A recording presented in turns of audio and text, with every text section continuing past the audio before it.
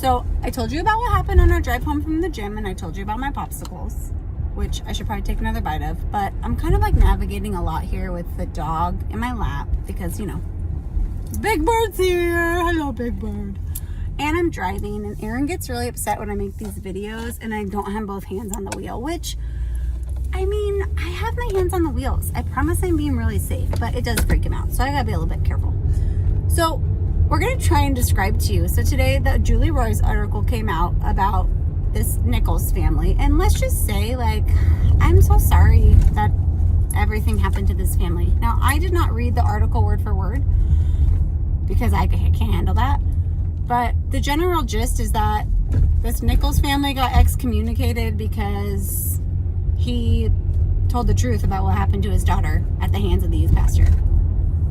Yeah, that's stupid. How about we excommunicate the youth pastor? How about we excommunicate the people? How about we set the church on fire when the leadership are inside? That's a story for another day. Because you know what? If you pray, the Lord does answer sometimes. And on the 4th of July, let me tell you, he did set a church on fire when my son asked him to burn it to the ground. So just remember that. Can happen. Okay, so I'm trying to explain this story from Julie Roys in a way that is understandable for people who are like not in the PCA. So in the PCA, I'm gonna do it in 1 minute and 30 seconds.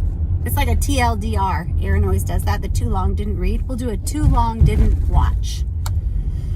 But you are watching. So in the PCA, you have your board of elders, always men.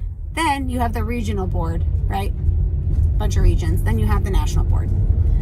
So when there's any shenanigans, they like go up and down the chain until nothing changes and everything stays the same. So you got an a-hole pastor at this one church.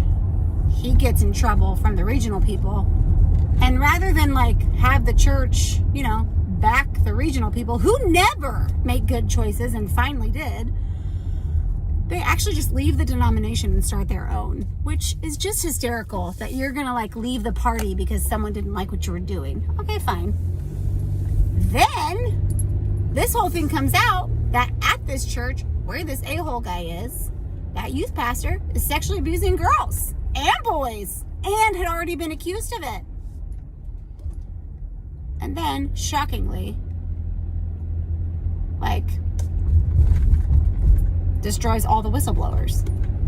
And I get that I'm at 2 minutes and 51 seconds, and this is like silly because this probably doesn't even make sense to half of you. But that's because it's bananas!